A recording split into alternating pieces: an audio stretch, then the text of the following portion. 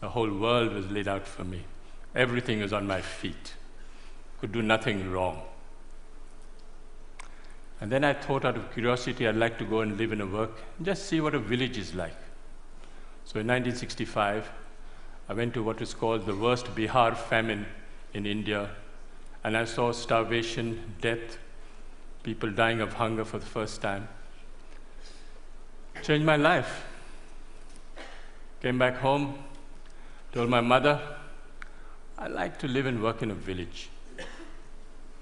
Mother went into a coma. What is this? The whole world is laid out for you, the best jobs are laying out for you, and you want to go and work in a village? I mean, is there something wrong with you? I said, no, I've got the best education, it made me think, and I wanted to give something back in my own way. What do you want to do in a village? No job, no money, no security, no prospect. I said, I want to live and dig wells for 5 years. Dig wells for 5 years? You went to the most expensive school and college in India and you want to dig wells for 5 years? She didn't speak to me for a very long time because she thought I'd let my family down. But then, I was exposed to the most extraordinary knowledge and skills that very poor people have, which is never brought into mainstream, which is never identified, respected, applied on a large scale. And I thought I'd start a Barefoot college only for the poor. What the poor thought was important would be reflected in the college. Went to this village for the first time. Elders came to me and said, are you running from the police? I said, no.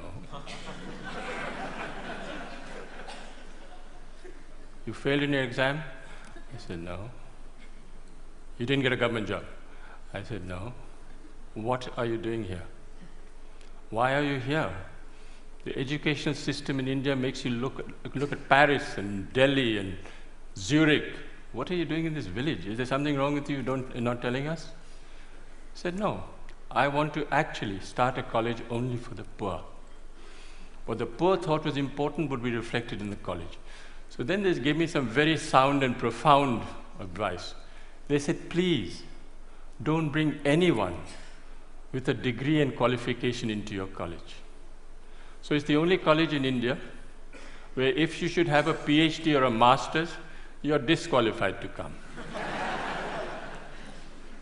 You have to be a cop-out or a washout or a dropout to come to our college. You have to work with your hands. You have to have a dignity of labor. You have to show that you have a skill that you can offer to the community and provide a service to the community. So we started the Barefoot College, and we redefined professionalism. Who is a professional?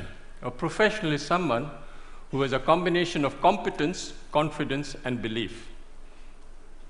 A water diviner is a professional. A traditional midwife is a professional. A traditional bone setter is a professional. These are professionals all over the world. You'll find them in any inaccessible village around the world. And we thought that these people should come into mainstream and show that the knowledge and skills that they have is universal. It needs to be used, it needs to be applied, it needs to be shown to the world outside that these knowledge and skills are relevant even today. So the college works following the lifestyle and work style of Mahatma Gandhi. You eat on the floor, you sleep on the floor, you work on the floor.